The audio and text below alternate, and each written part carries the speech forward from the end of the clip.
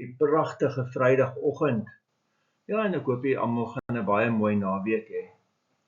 Ek herinner sommer nou al aan ons eredienste in Eskort en in Mooirivier is dit nagmaal Sondag. So u is regtig baie welkom. 8 uur in Eskort, 10 uur in Mooirivier en dan 5 uur die middag hier so in Bene. Geliefdes, ongelooflike teks wat ons vandag het. Onthou Jesus is besig met die hele verduideliking dat hy die goeie herder is. En dan lees ons vers 16 dat hy sê, ek het ook ander skape wat nie van hierdie kraal is nie. Ek moet hulle moet ek ook lei. En hulle sal na my stem luister en daar sal een kudde wees en een herder. Geliefdes, 'n baie belangrike teks. En Jesus praat hier met Jode, so wanneer hy sê hy het ander skape wat nie van hierdie kraal is nie, dan beteken dit die nie Jode. En daarom moet jy baie vrede daarmee hê. Maar ek weet nou nie van watter volk jy is wat jy luister nie, maar normaalweg is ons Afrikaners, né? So ek is nie 'n Jood nie.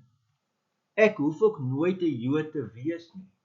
Dit pla my geweldig, daar's regtig baie afwykings in sekere Christene dat hulle wil meer Joods word, hulle wil Joodse name gebruik en uiteindelik gebeur dit dat van hierdie mense die Christelike godsdienst verlaat en Jode word. Dis nooit God se bedoeling nie. Die Grieke het Grieke gebly, die Afrikaners wat tot bekering kom, bly Afrikaners en die Engelse, selfs van hulle het tot bekering gekom, né? Maar hulle bly Engelse, hulle bly niks anders nie.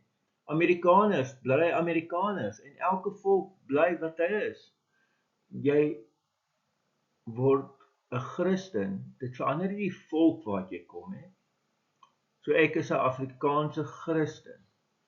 Maar dit maak dat die kerk wêreldwyd is een. Al is ons verskillende kerke, ons is een want ons dien een herder. En ja, ons buig voor die herder. Nou in ons konteks is dit natuurlik nou baie belangrik dat ek en jy verstaan,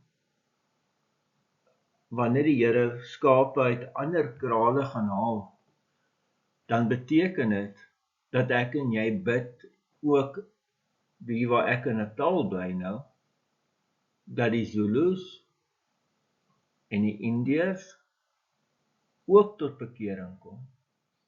Dat die Here die Zulus bevry van hierdie mag wat en kan ons sê bose mag wat die voorvadergeeste op hulle het.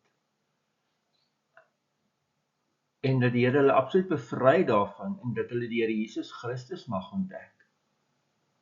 Ja, by ons is daar baie Indiërs wat Christene is, maar ons bid ook verder vir die wat in Hindoe godsdienste vasgevang is tussen al daai afgode, dat die Here hulle daaruit bevry, ook die moslems, dat hulle die liefde van Jesus mag beleef. Want uiteindelik is die koninkryk van God vir al die volke. So mag ek en jy so leef, dat hulle Christus raak sien, en dat hulle ook hierdie herder wil dien. Amen. Here almagtige God, baie dankie ook vir die teks, en ja Here, ons kom bid en ons kom bely, dat U ons herder is, en ons wil net vir U doen, in die naam van ons Here Jesus Christus. Amen. Vriende, mag jy 'n baie mooi en 'n baie geseënde dag hê. Tot